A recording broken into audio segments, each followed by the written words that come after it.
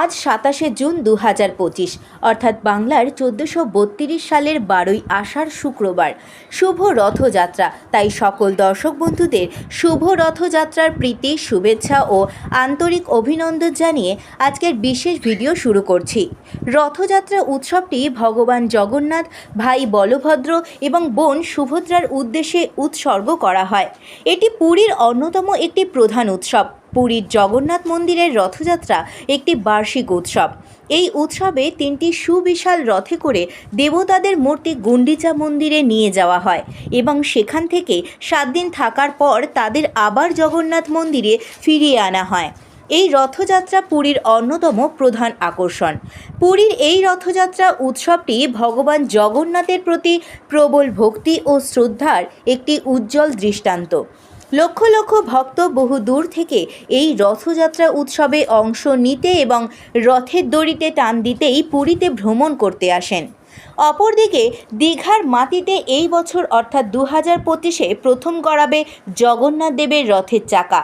ইতিমধ্যেই জগন্নাথ দেব, ভাই বলভদ্র এবং বোন সুভদ্রা দেবীর সুসজ্জিত রথ মাথা তুলে দাঁড়িয়ে রয়েছে জগন্নাথ ধামের সম্মুখে।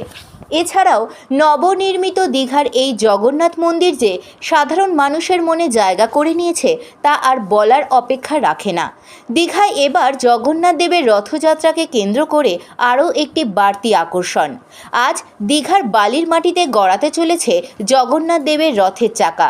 পৃথক ৩টি রথের ধ্বজা উড়িয়ে জগন্নাথ, বলরাম ও সুভদ্রা যাবেন প্রায় ১ কিলোমিটার দূরে মাসির বাড়িতে। মাত্র ১ মাস আগেই উদ্বোধন হয়েছে দীঘার এই জগন্নাথ ধাম। আজ এই বিশেষ দিনে রথের রশিতে টান দিতেই মুখিয়ে আছেন বহু পর্যটক। ৩৬টি চাকা বিশিষ্ট তৈরি রাখা হয়েছে ৩টি সুবিশাল রথ, যার নাম নন্দঘোষ, তালধ্বজ ও দেবদলন। হাজার হাজার পূর্ণার্থী ও পর্যটকদের ভিড় সামলাতে নিরাপত্তা, পরিকাঠামো উন্নয়ন এবং বাড়তি সতর্কতার কাজে কোনো ত্রুটি রাখা হয়নি। জানা গেছে এই বিশেষ রথযাত্রার দিনে পুরীর ধাঁচেই সমস্ত আচারবিধি মেনে পালন করা হচ্ছে এই দীঘায়। আপনাদের মধ্যে কেউ যদি পুরী অথবা দীঘার রথযাত্রা দর্শন করতে যান, তাহলে আপনার অভিজ্ঞতার কথা আমাকে জানাতে অবশ্যই কমেন্ট করুন। নমস্কার।